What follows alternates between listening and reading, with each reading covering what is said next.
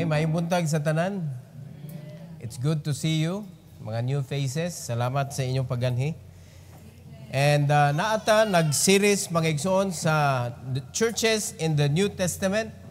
So ato ni ipadayon, daghan pa kay mga churches atong suruyon. So atong katunon, giunsa pag-start ni Paul, unsay mga history sa pagsugod ni Paul, mga kaigsunan. And the church that we are going to discuss this morning is the church in Athens. Let's all stand, magampo ta mga igsoon. Most gracious Heavenly Father, we thank you, Lord, for this morning. Thank you for the strength that you have given to us, O God. Thank you for the church where you added us, O Lord, to become part of your body. And thank you, Lord, for the Bible, nga mabasa na mo anytime, anywhere. And most importantly, thank you, Lord, for the Holy Spirit that you have given to us when we got saved and will never leave us nor forsake us. Thank you, Lord, for allowing us to understand your words, O God. And this morning, I pray that you will bless us with your wisdom. Allow me, O God, to preach your word with boldness and with power. And Lord, please allow your people to understand this message, O God, for your glory. We pray in Jesus' name. Amen. And you may be seated, please. So si Apostle Paul, gikan siya asa nga church? Before siya niadto sa Athens? Berea. Ang Berea, mga kaigsunan, sulti ni Apostle Paul na ang mga tao dito are noble people. Noble. Eager to learn. Studious. Ninduta kung ang mga Kristohanon, studious, mga kaigsunan. So, when persecutions come, dito sa Berea, mga igsoon, safety si Apostle Paul, gipauna siya, samtang nagpabilin si Timothy o si Silas dito sa Berea, gipauna si Apostle Paul. O pag-abot niya dito, mga kaigsunan, nakastart siya ang simbahan. Pagkaninduta. No? Ang persecutions diri, nag-open og another opportunity sa sunod nga lugar para makasugod siya og simbahan. So, tulo ka butang atong isgutan, mga igsoon, para masabtan nato ang simbahan sa Athens. And number one, Paul founded the church during his second missionary journey. So, apil gyapon ni siya, sumpay ni siya dito sa Thessalonica, unya sa Berea, unya pagkahuman, tungod sa persecution, naabot siya Athens para lang ilikay, mga igsoon, para lang ilikay sa mga sa mga nag-persecute nga mga Hudiyo, pero tanawag unsay nahitabo. Layo ra kayo sa mga Kristohanon karon, kay ang Kristohanon karon pag i-persecute manago man. Og dili manago, manukol. We should not entertain kanang away, debate, binonalay unsa pa diha. No? Ang pinaka-best na itong weapon, tiger claw. As Brad Tony, may kaya kay baon siya say tiger claw. Asa man sa Brad Tony na? Tiger claw. Mo na atong dapat i-master, mga kaigsunan. Pag naay manghilabot na to, when you go and have visitation, kinahanglan maay kay ka tiger claw, kawiti din ay mong chinilas dagan.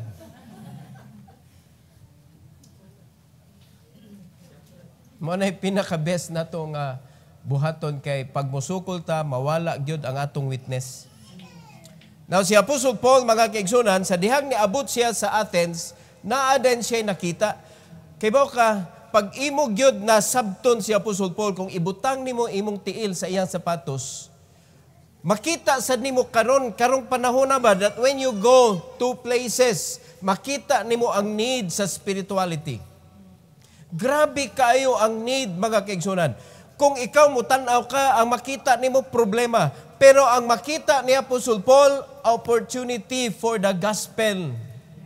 Lahi ra tano. Sa diyang moadto ka ng lugar sama sa Cambodia, moadto ka og kanang Thailand, adto makita nimo, mga kaigsunan, mga dagko kayo nga mga ribulto. No, napay Buddha dito nga reclining Buddha nga naghigda, mga kaigsunan, perting dakuha. Pertig taasa. No? Inig-tanaw dahil ni mo, nagkuyawa ni diri, oy. Kuwan kini, manglihok na ba ni inig abot sa Revelation? Pero si Apostle Paul, lahi iyang nakita. Tanawa mga kaigsunan sa Acts chapter 17. Acts chapter 17, please open your Bible in Acts chapter 17. And in verse 15 to 16, na diri makita nato mga igsoon, unsay nahitabo. 15 to 16. The Bible says, "And they that conducted Paul brought him unto Athens, and receiving a commandment unto Silas and Timotheus for to come to him with all speed, they departed." So, ningon si Apostle Paul, ayaw mo paglangay ha, apas dayon mo. So, si Apostle Paul, gihatod siya dito sa Athens, tanawag unsay nahitabo, mga igsoon, sa verse number 16, "Now, while Paul waited for them at Athens, his spirit was stirred in him when he saw the city wholly given to idolatry." Ang iyang kasing-kasing murag giukay mga kaigsuonan. Wala siya nanaway, wala siya kanang murag nahadlok, uy naunsa man ning lugar nga naabot magkuan ni diri. Grabe man dani pagka-idolatros ni mga tawhana diri. Wala mga igsoon. When he saw, there is a burden within him. Ang gingon sa Bible diri, his spirit was stirred in him. Murang giukay wa siya nahimutang mga kaigsunan. So kung ikaw, Kristohanon ka, nagdala-dala ka sa mensahe sa Ginoo, when you see people who needs the gospel of the Lord, dapat di ka mahimutang mangita jud kag paagi nga imo siyang maingnan sa ebanghelyo mga kaigsunan. Dili kay mahadlok ta, manghawa ta diri kay kuyaw kayo mga idolatros ni. Manghinaway man hinuon ta. No? Makaadto kag balay nga sa entrada pa lang, sa gate pa lang, nanay gabarog ditong kaputi mga igsoon, daghan kay buwak. No, inigsod nimo dito sa balay, naana sa laing gabarog, kuyawa ni malaya, oy, ang imong bation ba kuyawan ka, wa ka naluoy na muyo. Dito ka nakafocus sa mga idols. Pero si Apostle Paul, asa siya nakakita sa mga tao nga ang ilang kinabuhi gihatag holy dito sa mga idols. Ang iyang nakita ang mga idolatros, wala niya nakita ang mga idols. Kita, unsay makita na to, ang mga rebulto na yun. Muna, adto na to dito sa usa ka balay niya, pagkagawas na to, grabe ang mga rebulto nito eh. Di na kong balik dito kay naglimbawt akong balibo. Nya mga kalag dito in town.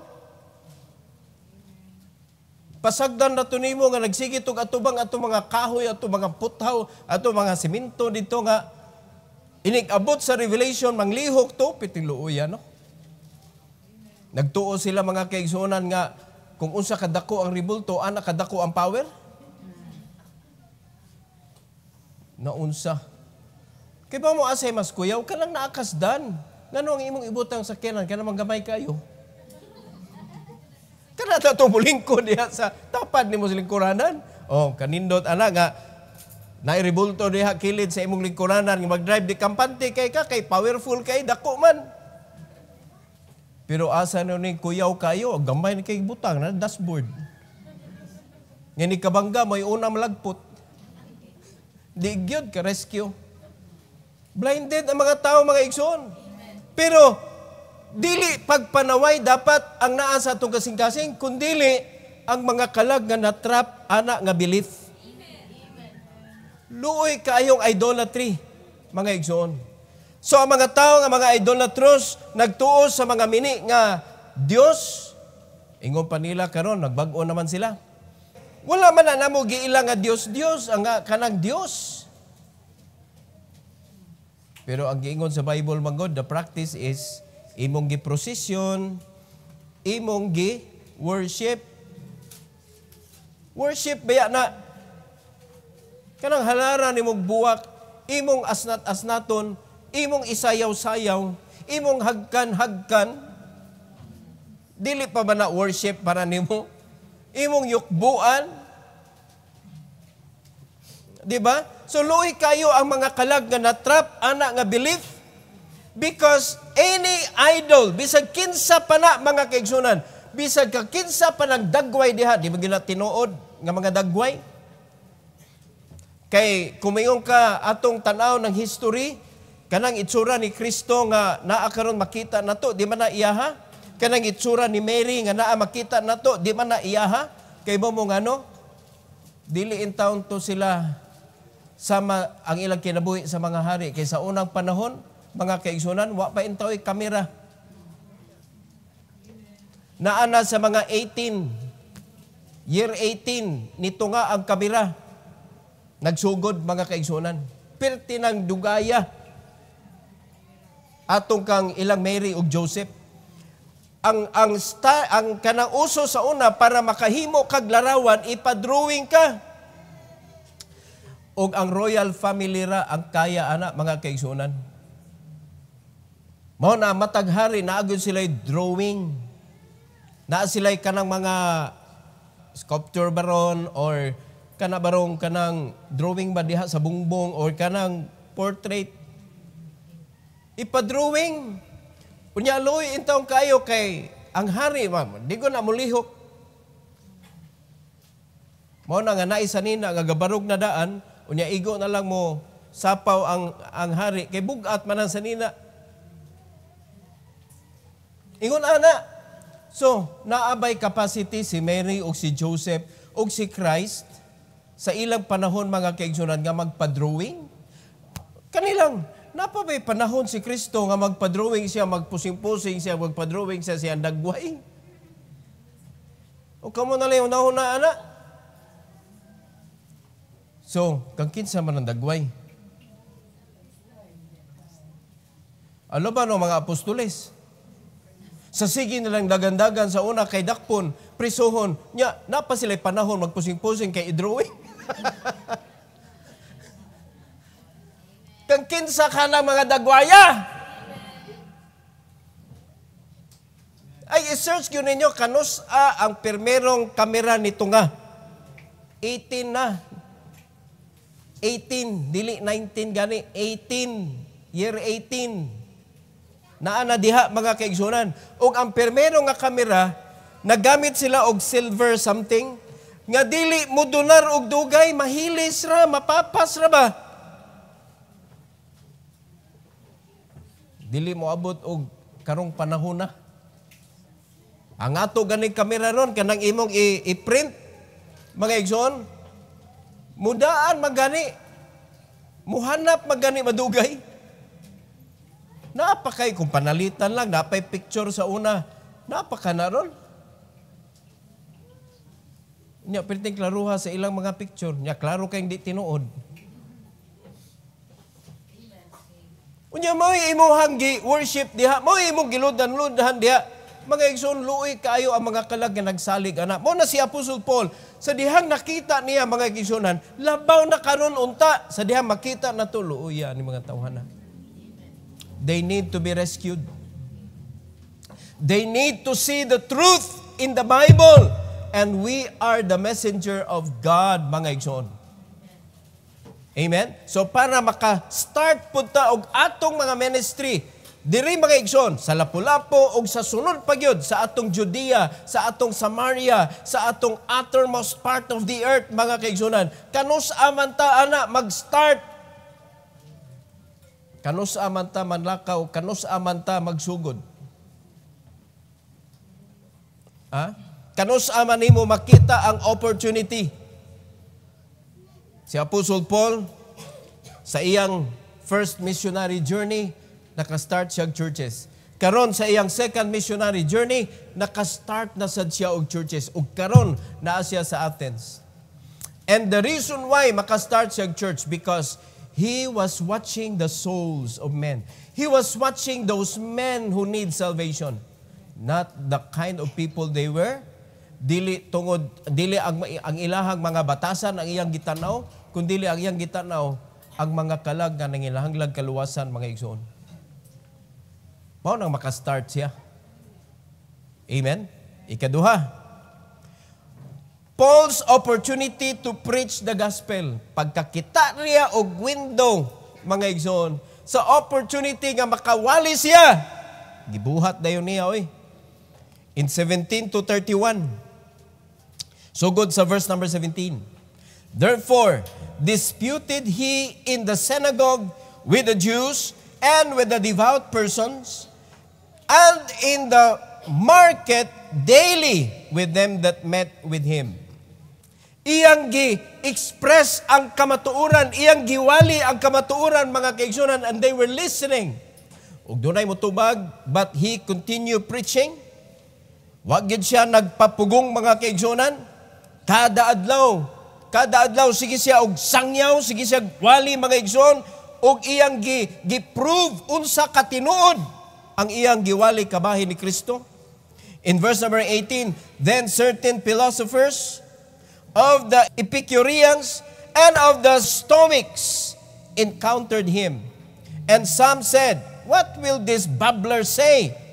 Setter forth of strange gods, because he preached unto them Jesus and the resurrection. And they took him and brought him unto Areopagus, saying, may we know what this new doctrine whereof thou speakest is?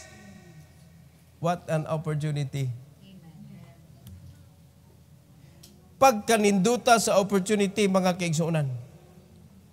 So kung pananglitan naa gani mga higayon sa atong kinabuhi nga naay window, naay door nga mo open para nimo para makatudlo ka, tudlo. Na-trigger sila, mga igsoon. Kaya ba kani mga tao sa Athens, wala ni bisyo lain, mga igsoon, kaning maminaw or mutudlo. Mo ni magsige sila pundok. It's either maminaw sila or mutudlo sila. Kuyaw sang bisyuhan, no? So, mo na itabo, pagkadungog nila, uy, bag-o. Tanawag asa siya gida. In verse number 20, for thou bringest certain strange things to our ears. We would know therefore what these things mean. Gusto na mo nga makasabot mig, unsa gyud ni siya. Verse 21, tanawa, for all the Athenians and strangers which were there spent their time in nothing else but either to tell or to hear some new things. Pagkaninduta. So nakita niya, uy, kanindot ani nga opportunity. I have new things for you. Amen?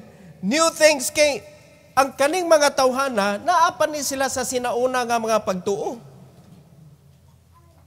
Amen? Unya ang gida ni Apostle Paul is the new things. Mabito na sa diyan, dawaton ni mo si Kristo, you become a new creature. Nahimo na kang bag-o nga tao. Unya, ang mabito na ang Bible, na siya Old Testament, na siya New Testament. Kaya ang Old Testament nakafocus sa law. Apan ang New Testament nakafocus sa grace. Dako kay kalainan, mga igsoon. So something must be stopped. Mo ni giwali ni Apostle Paul. Og kani sila, gasigi sila tuon, gasigi sila og tudlo sa karaan nga panagtudlo. Mao na pag-abot ni Apostle Paul dito, uy, wa na sila kahibaw ani. Mabitaw na, daghan kayo luwasunon, mga kaigsunan, kanang ug unsay namatan, mao gyud pakamatyan. Unya musugot lang ta nga mao na ilang pakamatyan kanang ilang namatan. Unya ingnon pa jud ka, padayon lang anang imong na dawat karon kay ako, pakamatyan jud kuning akong namatan. O, may tag, tinudon ba? O, natao siyang pobre, naningkamot laging madato. Pakamatyan ang pobre ka. Ang Kristohano naman hinoon, mo imo pakamatay nga pobre. Kaya gipakataong dato, nabaliktad, no? Imbis kita na hinoon to'y na ay makausan, kita na hinoon to'y na ay provider, kita na no'y murag hopeless. Ang mga unbeliever, grabe kakugihan. Perti kabaliktad, mga igsoon. Now in verse number 22, diara, then Paul stood in the midst of Mars Hill and said, tanawa sa iya wali ha, ye men of Athens, I perceive that in all things ye are too superstitious. Isugaw. Kamo, tuo-tuohon kay mustanan. Bisag unsa na lang inyong tuhuan. O, dira. For as I passed by, I beheld your devotions. I found an altar with this inscription, to the unknown God, whom therefore ye ignorantly worship.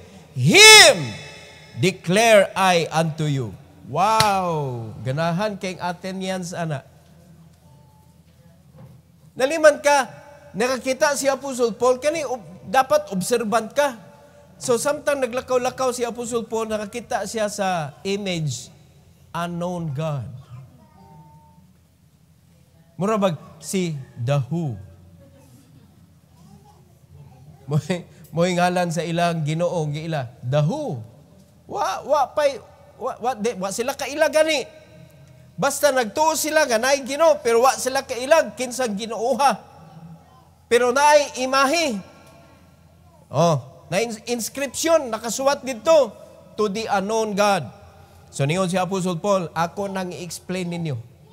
O di siya paminaw nga nakahibaw sila ila unknown, pero ang katong unknown para nila nakahibaw si Apostle Paul. Pagka-exciting, sige be, ing nami para dili na na-unknown. Verse number 24. God that made the world and all things therein, seeing that He is Lord of heaven and earth, dwelleth not in temples made with hands. Hala, mura magsakita ba aning kamatuoran na? Diba? Kaya magsige ko sila pundok sa temple, believing that they worship God there, they meet God there. Pero niyon si Apostle Paul, dili mo dwell ang Ginoo diha sa mga temple nga hinimo sa kamot sa tao. Kay ang temple baya sa New Testament, ang lawas na baya nato. So ang tanang tao nga wa pa nakadawat kang Hesukristo, mga kaigsunan, wala pa puy sa balang espiritu. So meaning, empty pa na ang imong lawas, wa pa nahimong templo sa Dios.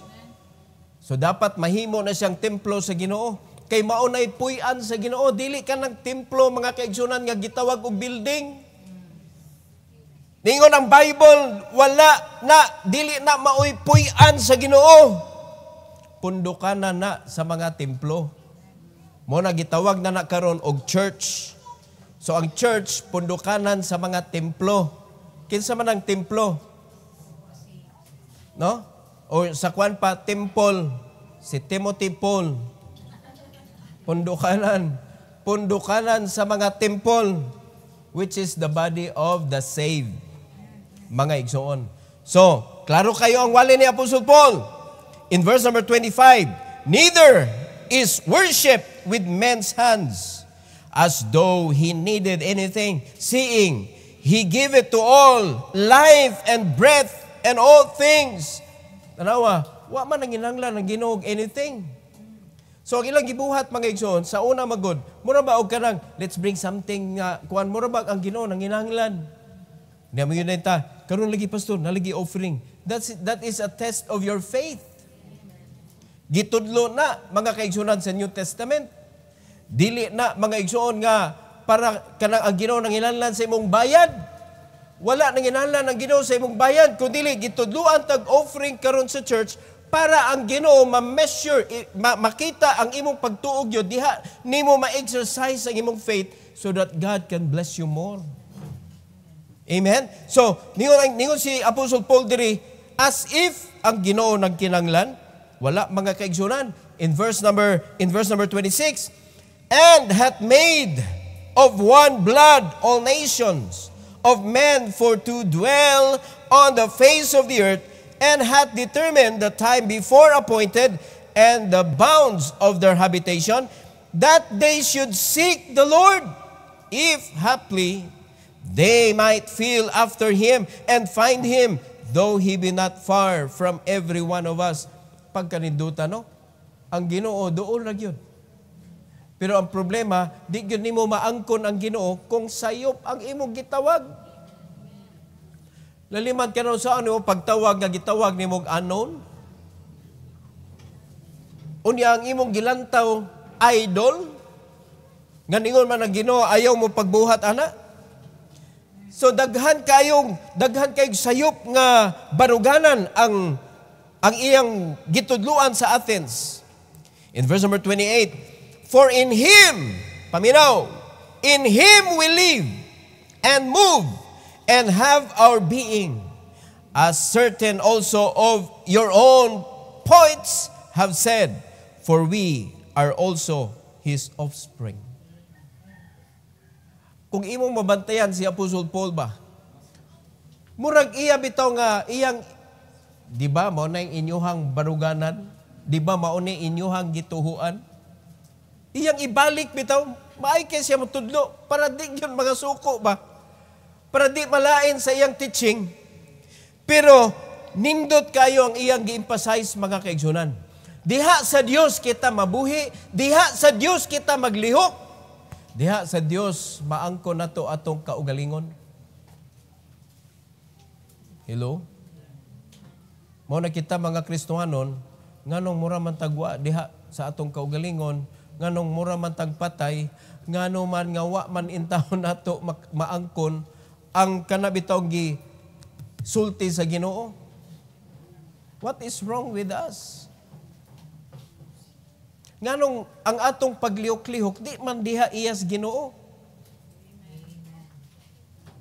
Kumusta hagod ang imuhang daily life? Sa diyang naglihok-lihok ka ba? Nganong gibuhat man na nimo? Is it for the Lord or for you? Is it for the Lord or for them? Is it for the Lord or for someone else? O tanawan ang imong gibuhat ron. Nganong nisulti man kaana, is it for God?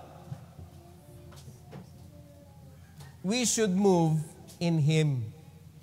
In verse number 29, for as much then as we are in the offspring of God, tanawa, unsa day ang gingon, we ought not to think that the Godhead is like unto gold or silver or stone, driven by art and man's device.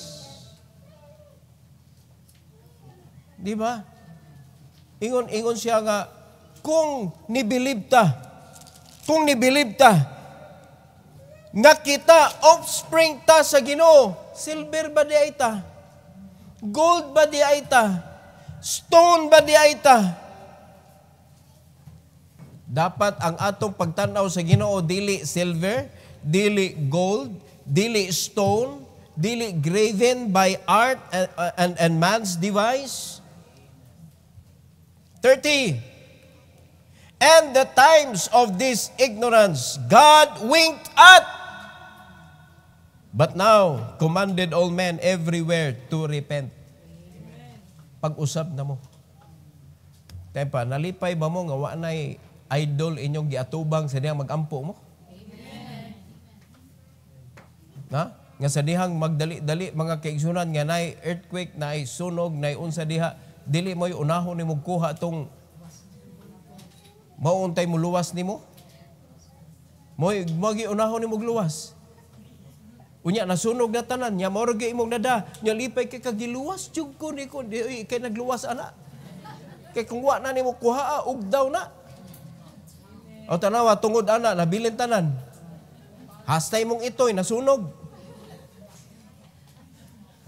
Di ba? Asa man, ito'y. Dapat di mo ito ingnon. Luwasan ang uban kay ako ni Kong ito'y.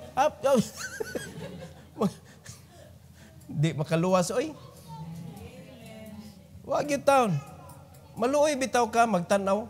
Di ba kabantay mo na ay mga masunog niya, gakos-gakos taon niya. Pagkamura gini akong gisiguro. Ganun na gisiguro. Dapat, mau na niluwas ni mo. Nabali man. Unya mo tuho pa ka na, nga ikaw may manluluwas ana. Dili na siya mo'y manluluwas nimo, ikaw na manluluwas niya.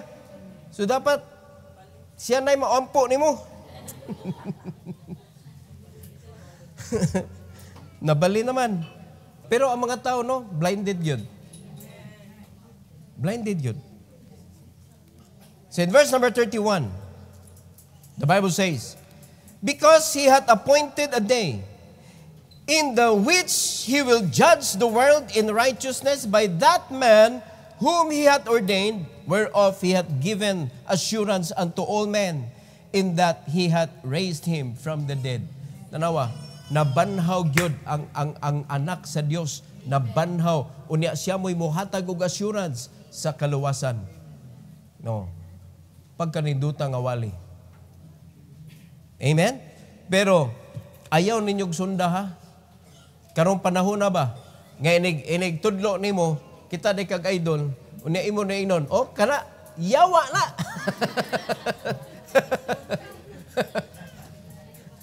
Kay si Apostol Paul gani, superstitious kay mo, daghan kay mo larawan diri. Di gyud na mo surrender. No? Ikaw mo'y basig kulatahon pa ka diya suod sa ilang bay. Ayaw yun. Ha? Careful. Careful mga kaigsunan. Nga naman nga, iya man nagibuhat dito because nakasabot siya ang batasan sa Athens, but pag something new, eager sila maminaw. Oh. Pero bisan pa man, mga kaigsunan nga ingon ana ang mga Athenians. Tanawa ko sa naitabo. Tanawa. Number 3. Paul received mixed responses. Mixed. Tulo ka klase nga responses na dawat ni Apostle Paul, mga kaigsunan. Atong tagsa-tagsaon. Verse 32 to 34. 32. And when they heard of the resurrection of the dead, some mocked. Naay ni response nga nagbugal-bugal. Naunsa ka, Pablo? Pataka man ka. Alright? And others said, we will hear thee again of this matter. Tuloy pa may bahin ana. So naay neutral, naay nasuko na, mga kaigsunan. So kay nahuman naman ang iyahang time to teach. In verse number 33, so Paul departed from among them. It's time to go. Pero kay ba mo mga igsoon, ang ikatulong nga result, nindot kayo. Howbeit, certain men clave unto him and believed, among which was Dionysius the Areopagite. Kay ba mo unsa ning Areopagite, mga kaigsunan? Kaning Areopagos, mao ni siya ang lugar sa Athens nga naa diha ang mga politicians, mga mga Vatican, mga igsoon nga mga tao, sa mura sila og kanang lugar naa diha panguhaon ang mga leader sa ilang lugar. Mao na kangilngig ng Areopagos. So usa ka Areopagite ni believe. Tan-awa ra. Si Dionysius the Areopagite and a woman named Damaris and others with them. Naagi resulta oy. Doon nakadawat siya makiri, mga igsoon. So kung naay makadawat kag makiri ba, hunaunaan na lang isda na. Isda. No, inig-uli nimo lutuan na ilang makiri. Ayaw kaguol ana. Amen. Dawata na makapahealthy na sa imong faith. No, pasagdi na as long as you know that you are doing what is right. As long as you know that you teach them what is the right teaching from the Bible, bahalag mga suko sila. Ayaw kaguol, ayaw kasakit, mga kaigsunan, because you are just doing what is right. So si Apostle Paul, wala na siya nilao matong maingon nga, let me hear that again. No, I want to hear that again. Kay usahay ka ng mga apply ka bitog trabaho, niya ino ni ka, tawgon lang ka. Mulaon ba mo na? Huwat lang ha. Unya, pila na kabuk yung nanana, o sa kagatos na kabuk. O huwat ka, taugon lang ka. Kay katong, kuan gyud, katong sibo gyud sa ilang gusto, di na to taugon oy. Ingno na to, congratulations, you're hired. Amen? Pero kanang ingon, taugon lang ka.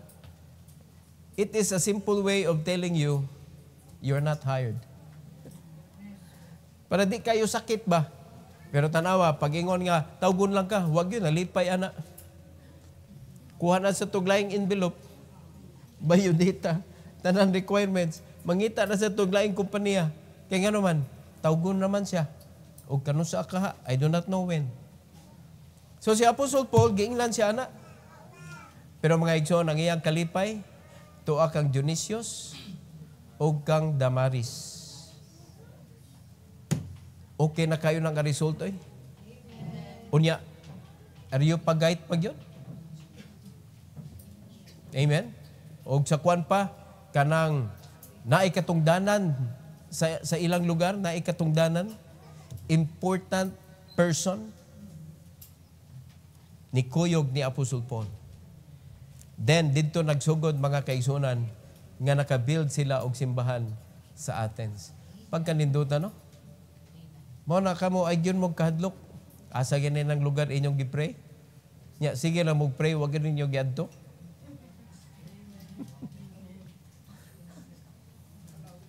Nya sad-saad pa mos Ginoo nya pagkaman wag gyud ninyo giadto.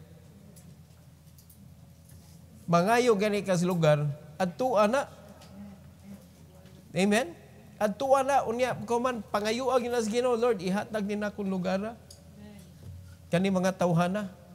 Unya, igabot na nimo ana dito ay sig pangaway. Kaya wanay maminaw nimo. Na? Do good. Mabitaw na ang gitudlo kagahapon mga kaigsunan. We need to be equipped, thoroughly furnished by God to do good works. Amen.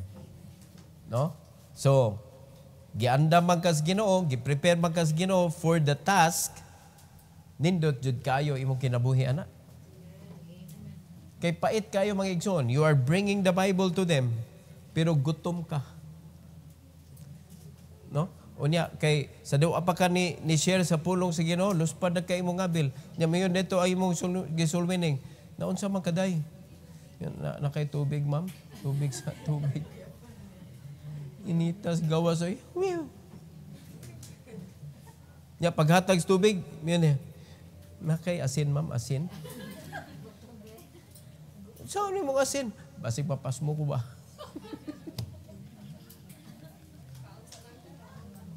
Wa pa na kay kaon na unsa man mo taga-asa man kadong ay day. Unsa man na yung simbahan kaluoy ba ninyo? Pilay sweldo ninyo di ay. Luuya, no? Ato man gipakauwawan ang Ginoo. Unya ang saad ra ba niya kay fully furnished ba kaniya? Thoroughly furnished mga igsoon ang giingon sa Bible para sa pagbuhat nimo sa good works. Wa sa ko kakitag thoroughly furnished nga nangita kag tubig, nangayo kag asin pagkahuman. Thoroughly furnished day na. Di ba pag thoroughly furnished ka, nagkuan ka, kaning balaya, ako ning sulwiningon, gana, nakagbugas daan. Thoroughly furnished. Amen? Oh, nagdaan na kadaan og kanang pagkaon para sa imong adtuon. Dili kay ang ilang pagkaon imong kanon. Unya kanira bang Pilipino, kusog kayo mo offer. Naliman ka, gamay ra kang gikaon, mangagda, mga unta. Unyag tinudon. Subraan ba? Diha, believe ko sa Amerikano, wa man kay labot sa budget, mangaon sa miha. Uwat sa. At least real ba? Pero kaning Pinoy na, subraan ta ka hospitable oy. Angay tayo hospital. Bisag dili angay mangagda, di man ka nagkaon kag usa ka apple baron niya imo nag-ingkit. Ngaon ta, mo ingkit na siya na imong giingkitan. Be realistic, oy. Hello? Ang uban kay, ipaagig pangagda para mo balibad ba? Ay, salamat ni balibad. Makatiming kay kag kuma na. Kana mga kuma, mo nang mananapa mga igsoon, nga di mo balibad.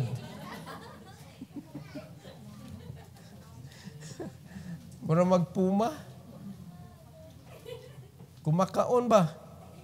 Pag ingon, kaunta, abisag imo nang giingkit, lami na. di na pasayloon. O di basol karon. Mo na. O kanang mga on, yan na usa ka hiwa diha na bilin, di ba? Mapanos na lang na. Wa gitoy. Pero ang balaod gyud na mga kaigsunan, kanang last nga hiwa adto gyud na sa tag-iya.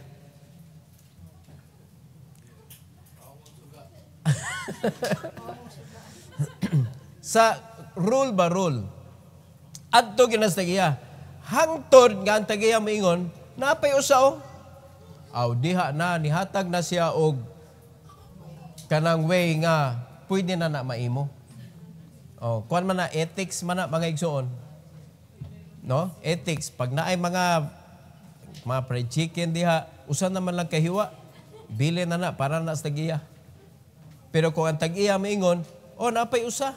Oh, ay naglangay-langay diha kung gutom pa ka. Ay di na ko busog na ko. Ya paglakaw na, saya nga di lamiar ba sa chicken ay. Usay di ta real ba no? So it's good to be real. Amen? But it is more good to be thoroughly furnished. Kay bisan pag mabilin tong usa ka hiwa dito na may laghan sa amo. We can cook. Nya ikaw may gida ato. Mo ginay rule. Ayaw kan ang pagkaon sa imong gibisita. No? Kay kanang imong gibisita normal nga mo offer gyud na siya. Oh. Tepa na minaw mo. Unya, pagkahuman, mingaw pag yun na, pag magdaka, ay kung nung nagdapa man mo, ay naunsa ba mo? Pero in the back of his mind, nalipay na, ay salamat, nagdapa. Wag yun na yung Pinoy yun ay, wag yun. Mo na kita, magdagyod ta. Mamisita ganita, magdagyod ta. Oh, mo na thoroughly furnished. Pero kaning mamisita ta, oy, kay gutom na kay ta. Maluoy bitaw ka. Niagi biya ko ana mga kaigsunan nga under training bas Bible school. Ingon ana, unya ang mentality bitaw pag mag-visit ka, mabusog ka. Kay ngano man, mo offer gyud na ang imong gibisitahan. Labi na gutom naman adto sa tas mga membro mamisit. Muna careful gyud mo ana mga Kristohanon mo visit sa mga balay sa Kristohanon, mga on na. O di ba kamo pag makita ninyo nga kauban ninyo sa church, oy alisa snack sa ta snack. Ay, salamat. Praise the Lord. Wag yun nasayang atong plite. Ikaw, wa jud ka panalanginis Ginoo kay rong motive man ka. Right para nimo. Pero ang katong nangingon nga, snack ta, kung tinuod yun to, i-bless to siya sa Ginoo. Pero mga kaigsunan, ang imong intention ba? Di mao. Amen? Wala, di yun ka gamiton sa Ginoo, makastart kag work.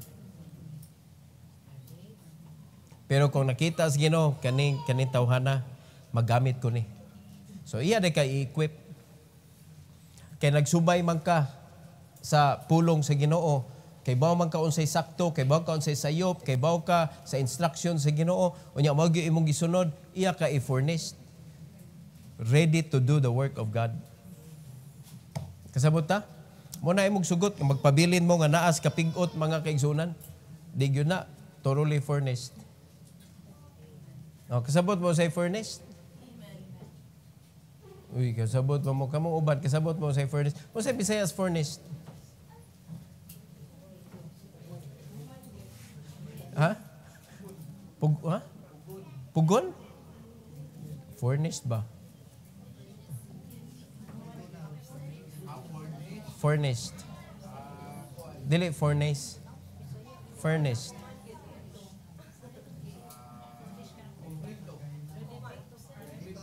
O kung like, balay. Furnished siya, furnished. Na ay sound system, na ay aircon, na ay refrigerator, na ay oven, na ay tanan. Tanang gikinahanglan nimo naa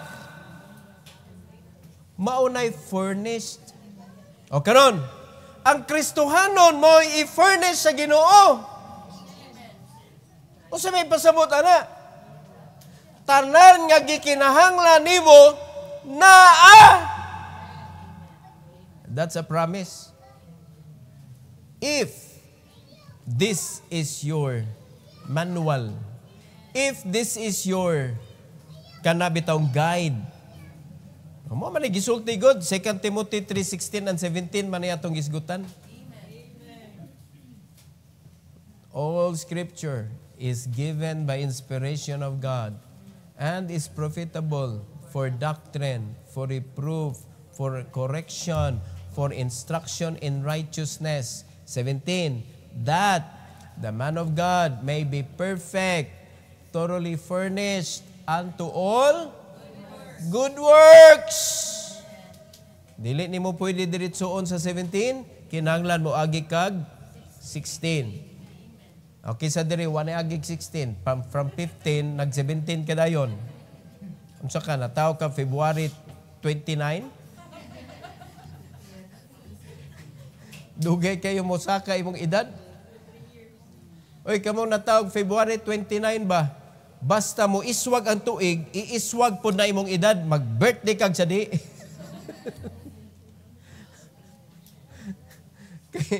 May buong na sila, imong edad, gamay pa kayo, imong dagway, tiguwang na.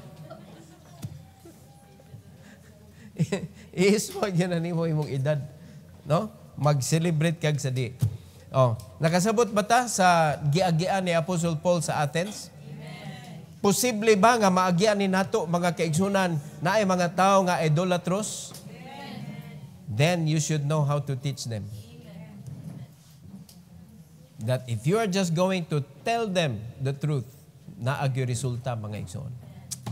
So I hope na nakakaton ta aning atong gikaton diri sa church in Athens.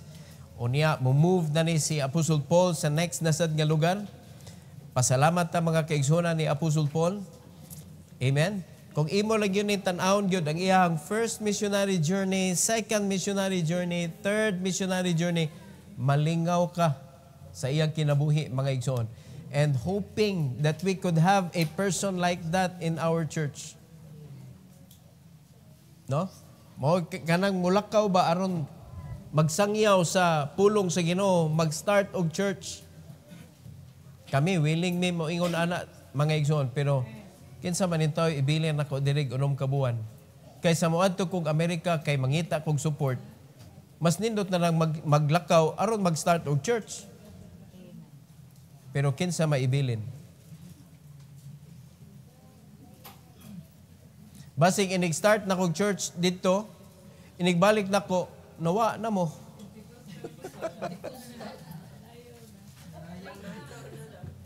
Babay na gawali diri.